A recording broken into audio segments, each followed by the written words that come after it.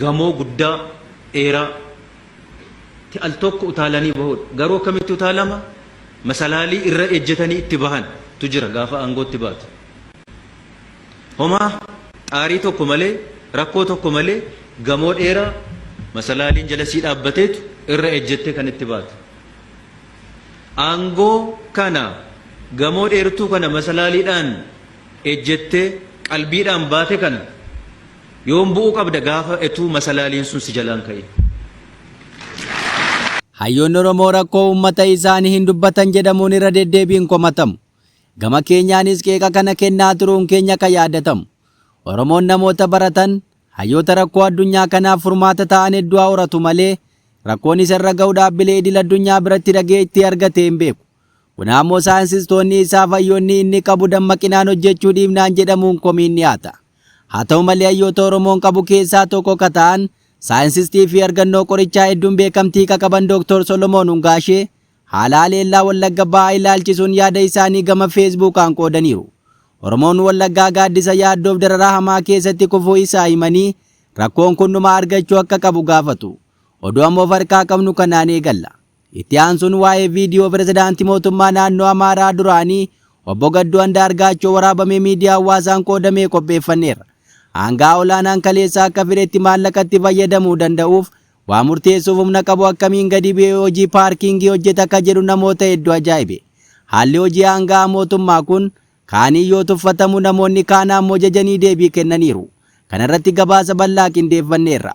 Oduu biroo qabnuun loltoonni Itoophiyaa ergama nagaa eegsisuu irra turan 2 hidhattoota Sudaan kibbaan ajjeefamuu, TPLF fi Marii Obaasanjoo waliin taa'ee seenaa duree araaraa lafa kaa'achuu, du'aatiin beelladaa fi hanqinni bishaanii Affaar aanaa Koriitti hammaate, dhiibbaan Elniinoo sittuma cimee dhufuu fi dhuma oduu keenyaan Ameerikaan nama odeeffannoo ajajoota waraanaa Iraan kenneef badhaasa $1 miliyoonaan akka kennitu ibsuu isin dhageessifna. Hanga dhumaatti obsaan nu caqasaa jechaa kanneen chaanala keenyaaf haaraa taatan dhugaa miidiyaa sabiskiraayib, laayikii fi sheer akkasuma koomentii taasisuu hin dagatinaa jechaa oduun qabnu kunooti. Haleellaa faannoon gaaddisa sodaachisaa uummata Wallagga Bahaa irra jirudha jechuun hayyuun Oromoo Dr. Salamoon Hungaashee ibsan. Saayinsistii akka addunyaa argannoo qorichaan beekamtii qaban keessaa tokko kan ta'an Dr. Solomoon Hungaashee waa'ee haleellaa Wallagga Bahaatti faannoon raawwatamaa jiru gaaddisa sodaachisaa jechuudhaan fuula feesbuuka isaanii irratti maxxansaniiru. Addunyaan bakka biraallee miidiyaa irraa akkuma argaa jirru uummanni keenya Wallagga Bahaa gubatee lubbuun isaa darbaa jira kan jedhan hayyuun Oromoo kun uummata kanaaf gargaarsi akka barbaachisu himan. Kanaan dura baadiyyaan Oromiyaa nageenya amansiisaan keessa ture dhiyeenya haala sodaachisaa ta'een dabarsaa jira jedhaniiru. Xiyyeeffannaan addunyaa rakkoolee biroo irratti kan xiyyeeffate yoo ta'u dhaabbanni dubartoota Oromoo idil addunyaa duula jeequmsaa hammaataa dhufe kan godina Wallagga Bahaa gara gaaga'amaaf abdii kutannaa hamaatti geessaa jiru daddaffiin akka dhaabbatu waamicha dhiyeessuu isaa yaadachiisaniiru. Gabaasawwan ba'an irratti suuraalee viidiyoon nama shororkeessan hedduu argamuu isaa himanii haalli naannichaa akkaan dhiphisaa akka ta'e caqasaniiru. Dr. Solomoon kadarbee hafuu ka fuulduraaf abdii waan ta'u irratti xiyyeeffachuun barbaachisaa akka ta'edha. Gochoota ammeenyaa kana kan adda taasisu haleellaan naannicha keessatti raawwatu akka hamaa kana manaayisuuf gaddisiisu ta'uu isaadha jedhu. Haleellaan kun hawaasa nagaa irratti kan xiyyeeffatu barreeffama isaanii keessatti eeruudhaan balaa fi gaaga'ama kanaan namoonni murteessoo utubaa hawaasichaa ta'antu lubbuu dhabaa jira jedhaniiru. Akka kanaan hagayya 19 bara 2026 hoogganaan baankii Awwaash kan ta'an obbo Lammeessaa Mangistuu fi baankii hojii gamtaa Oromiyaa irraa immoo obbo Maammush Maaruu namoota murteessoo haleellaa faannoon giddaa keessatti raawwatteen lubbuu dhaban akka ta'an caqasan. Kana malees barreeffama Dr. Solomoon keessatti haleellaa faannoon giddaa ayyaanaatti raawwate kanaan ogeettii fayyaa akka taateef deessiftuu harmoolii akka taate aadde Likkituu Amanuu Hangarguuteet haleellaa kanaan gubattee lubbuun ishee darbuu caqasaniiru. Kana malees maanguddoon waggaa 65 obbo Amanuu Hirphaa Biduu dhukkubsatanii riiferii ta'anii gara Naqamtee imalaa utuu jiranii ambulaansii waliin gubachuu isaanii caqasan. Dhaabbata dubartoota Oromoo idil addunyaatti hooggantuu kan ta'an aadde Dinqinash Kitilaa nuti akka haadholii fi obboleettiitti gocha gara jabinaadhuma hin qabne dhala namaa nagaa irratti raawwatamu damdamachuu hin dandeenyu jechuun caqasuu barreeffamni Dr. Solomoon iyyanni dubartoota Oromoo kun qaamolee dhimmi ilaallatu hundaa irratti akka xiyyeeffatu ibsan. Kanaanis iyyanni isaanii kun mana maree nageenya dhaabbata mootummoota gamtoomanii, mana maree mirgoota namoomaa, ministeera dhimma alaa US, gamtaa Awurooppaa fi mootummoota addunyaa mara bira qaqqabuu himaniiru. Yakka gara jabinaan guute kana dhaabsisuuf dhaabbileen idil addunyaa humna qaban tarkaanfii amansiisaa fudhachuu akka qaban gaafatan. Gaaffii dubartoota Oromoo kanaaf deebii addunyaan deebiseen tarkaanfiin lama akka fudhatamuu qabu abdii qaban ibsaniiru. Kunis namoota nagaaf eegichi amansiisaan akka taasifamuuf akkasuma kanneen yakka raawwatan seeraan akka gaafataman taasisuu akka qaban waamicha dhiyeessu. Oduu keenya itti aanuun Gadduu Andaargaachoo hojii paarkingii konkolaataa dhaabsisuu Ameerikaatti hojjetaa jira jedhamuun itti qoofame. Aangoon akka fixeensa ganamaa ta'uu kan himamu ragaagaa akka ta'u pirezidaantii mootummaa naannoo Amaaraa duraanii obbo Gadduu Andaargaachoo paarkingii utuu hojjetuu viidiyoo waraabame miidiyaa hawaasaan qoodame. Kun ammoo fayyadamtoonni miidiyaa hawaasaa akka ajaa'ibsiifataniif akka ciigaan taasiseera. Namni kaleessa aangoo mootummaa olaanaa hoggana naannoo tokko ta'ee tajaajilaa ture gadi bu'ee hojii akkanaa dalaguun raajuma akka jedhan akkuma jiran kana ammoo uummata ofii ajjeesuuf dararuu irra hojii boqonnaa sammuu namaa laatu akkanaa irratti xiyyeeffachuu yeroo dabarsuu caalaa jedhaniiru. Obbo Gadduu Andaargaachoo mootummaan bilchiginnaa daandii irraa maqaa jira jechuun namoota aangoo dhiisanii biyyaa baqatan keessaa isaan tokko. Namni kaleessa aangoo guddaa qabu gadi bu'ee hojii xiqqaa konkolaataa dhaabsisuu hojjechuun salphina akka jedhan namoonni hedduun hojii isaanii kanatti kolfaniiru. Namni tokko baratee hojjetee of jijjiiruu kan hin dandeenye gaggeessaa biyyaa ta'uun irra hin turre ka jedhan namoonni akkasii har'a ofiidhuma isaaniifuu gatii hin qabne aangoo gurguddaa baatanii jiraachuu malu jedhan. Kana ammoo haasaa pirezidaantii naannoo Oromiyaa duraanii Dr. Lammaa Magarsaa dhimma aangoo irratti haasa'anii turan kutanii miidiyaa hawaasaan qoodaniiru. Dr. Lammaa Magarsaa wayita bulchiinsa irra jiranitti aangoo qabachuun akka nama gamoo yaabbatee gamoo san callifamee yaabamu darbii akkasuma masilaalii ittiin yaabamu jira jechuun ibsu. Namni gamoo san erga yaabee bu'uufis masilaalii san fayyadama jechuun caqasan. Erga masilaaliin kaafamee gamoo san irraa bu'uu yaaluun miidhaa akkuma qabu abbaan aangoo tokkos namoota aangootti isa fidanutu jiranii aangoo gadhiisuutu irra wayya jechuun dubbatu. Kanarraa ka'uun namoonni hedduun obbo Gadduu Andaargaachoo namoota masilaaliin erga kaafamee aangoo isaanii irraa gaggeeffaman ta'uu malu jedhamuun qeeqni dhiyaate.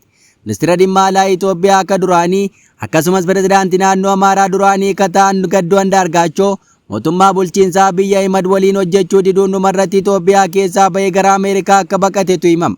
Pirezidaantii naannoo tokkoo fi ministeera mootummaa federaalaa ta'uun aangoo fi kabaja guddaa qabaachuun kan beekaman yeroo ammaa Ameerikaa keessatti hojii idilee jechuunis paarkii konkolaataa dhaabuu hojjechaa jiraachuun isaa namoota hedduu ajaa'ibsiiseera. Gama kaaniin namoonni irraa aangoo ofii ilaaluun daba olaanaa uummata irraan ga'aa jiran of ilaaluu akka qaban aangoon kan irraa gaggeeffamanii yeroon booda akkuma hangaa kanaa nama taasiftudha jechuun qeeqa qaban ibsan. Haa ta'u malee Jawar Mohammad ammoo hojii Gadduu Andaargaachoo kana jajuudhaan yaada isaa kennate.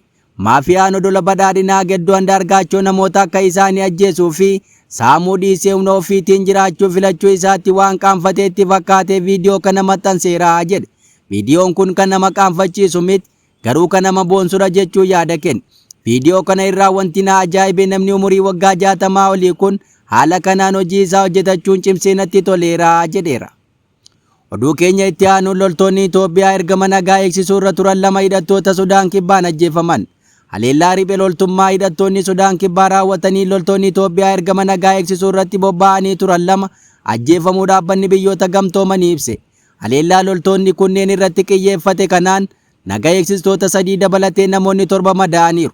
Sudaan Kibbaatti miseensota ergama nagaa eegsisuu UN ka ta'an loltoonni Itoophiyaa kunneen haleellaa isaanitti ajjeefaman wiixata kaleessaa hagayya 24 bara 2026 raawwatamuu isaa gabaafame. Loltoonni kunneen bulchiinsa Joongilee naannawaa Paajut jedhamuun beekamu keessaa osoo socho'aa jiranii ajjeefaman. Loltoonni kunneen qaama duula rakkoo nageenya waggootaaf osoo hin furamin ture to'achuuf eegalame ta'anii kan bobbaafaman ta'uu dubbii himaa UN Steefaan Duujaarik ibsaniiru. Hidhattoota eenyummaan isaanii hin beekamneen haleellaa raawwatameen haleellaan kun waan loltoota nagaa eegsistoota ta'an irratti xiyyeeffates fakkaata jechuun yaada kennan.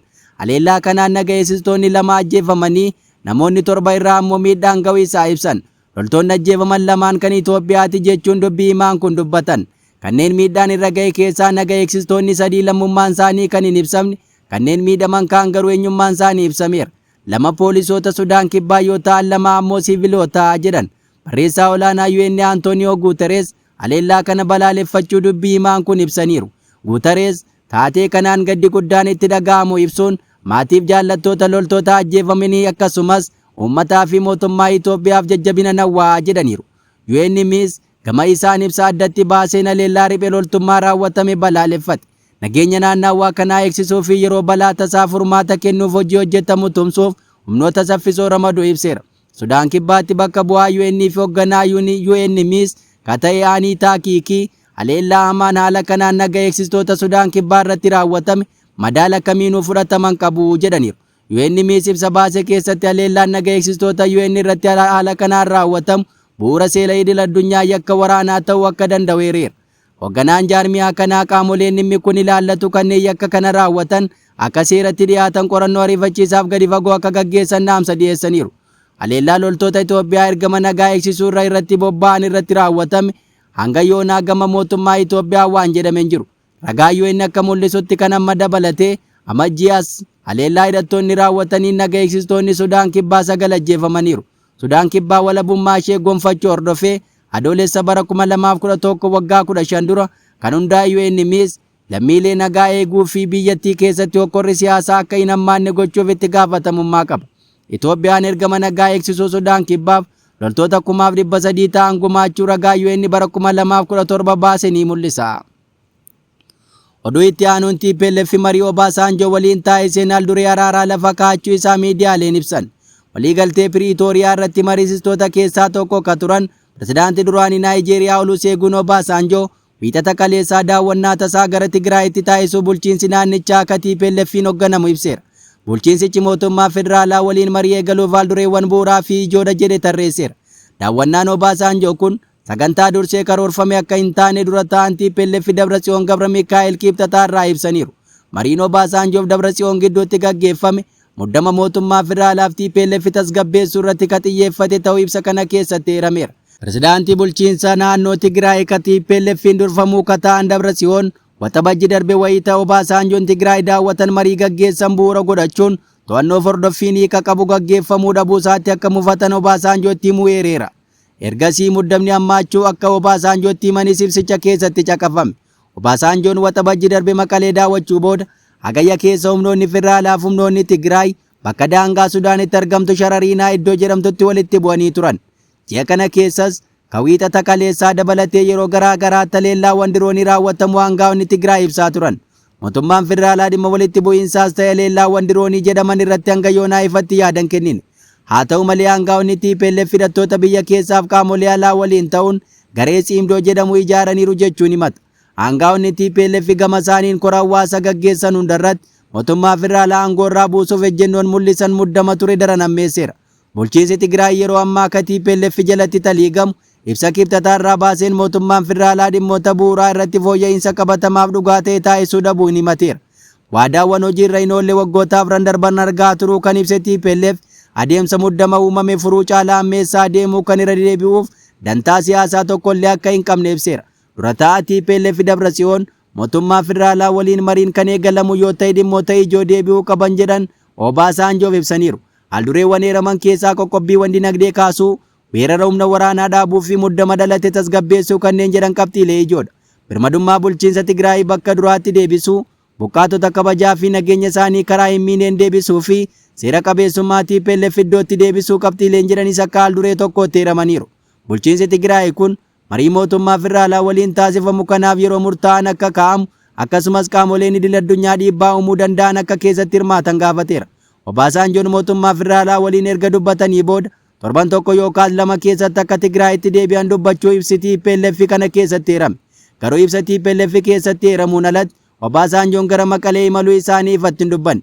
Haa ta'u malee gara Maqalee imaluu isaanii dura sirna cufiinsaa kora marii biyyaalessaa sanbata darbe gaggeeffame irratti argamuun uummanni Itoophiyaa walitti bu'iinsaaf waraanni hokkorrii fi rakkoon nageenyaa dhaabbachuu qaba jechuun sagalee tokkoon dubbachuu qabu amma ergaa jedhu dabarsaniiru. Oduu keenya birootiin du'aatiin beelladaa hanqinni bishaanii Affaar aanaa koriitti hammaate dhiibbaan eelniinoo sittuma cimaa dhufee jedhan.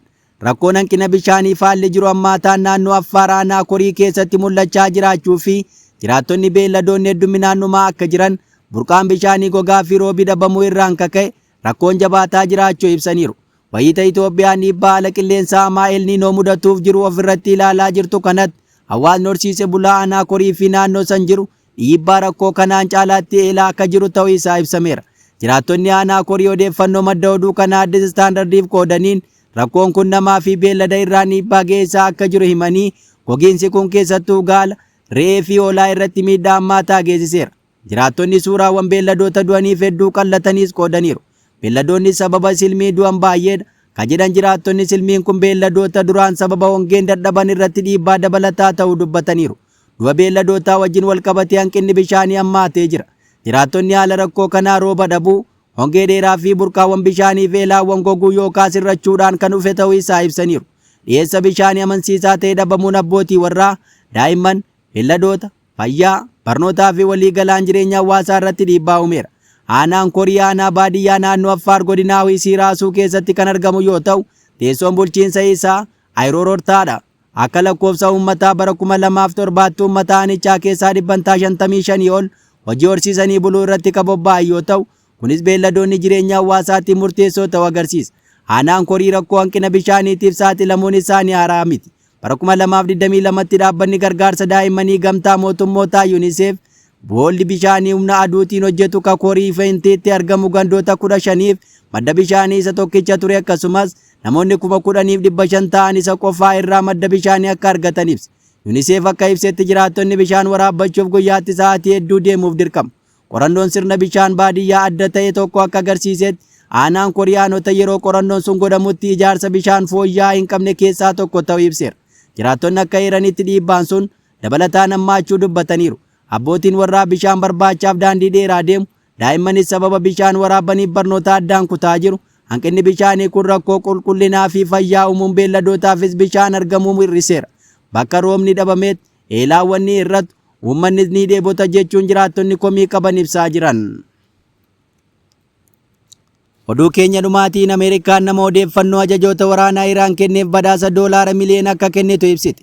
Ameerikaan nama ajajoota eegdota warraaqsaa Iraan ammaa fi duraanii ilaalchisee odeeffannoo kenneef badhaasa maallaqaa guddaa qopheesseera jetti. Ministeerri dhimma alaa US akka jedhetti badhaasni $10 miliyoona 10 kun odeeffannoo dhimma ajajoota olaanoo eegdota warraaqsaa Iraan 4 ilaallata. Badhaasni waajjirri haqaa kan ministeera dhimma alaa US waliin hariiroo qabu fuula eegsisaa irratti maxxanse kun namoota garee eegdota warraaqsaa Iraan ta'anii haleellaa loltoota US bu'uuraalee saayibarii US irratti raawwatan irratti xiyyeeffata. Kanneen keessaa kan maqaan isaanii dhahame ajajaa garee eegdota warraaqsaa Iraan Ahmad Vaayidii, ajajaa waajjira olaanaa Kaatam Alaad Anbiyaa Alii, ajajaa garee cibraa saayibarii Hamdireeziyaa Laashii Gaariyan kanneen odeeffannoon isaanii barbaadamaa jiru keessaati. Ajajaan duraanii humnoota aerospeesii eegdota warraaqsaa Iraan Saayid Agaayajaayii fi ajajaan duraanii tika eegdota warraaqsaa Iraan kanneen maqaan isaanii eerame keessatti. Akka jedhametti odeeffannoo ajajoota kana lamaanii namoonni Ameerikaaf kenne badhaasaa $1 miliyoonotaan lakkaa'amu akka argatu caqafameera. Egaan kabajamoo dhaggeeffattootaaf daawwattoota Dhugaa Miidiyaa odeeffannoon har'a of harkaa qabnu kanan gammaa dhaggeeffattan ture. Kanneen chaanala kanaaf haaraa taatan YouTube keenya subscribe taasisaa jechaa turtii gaarii.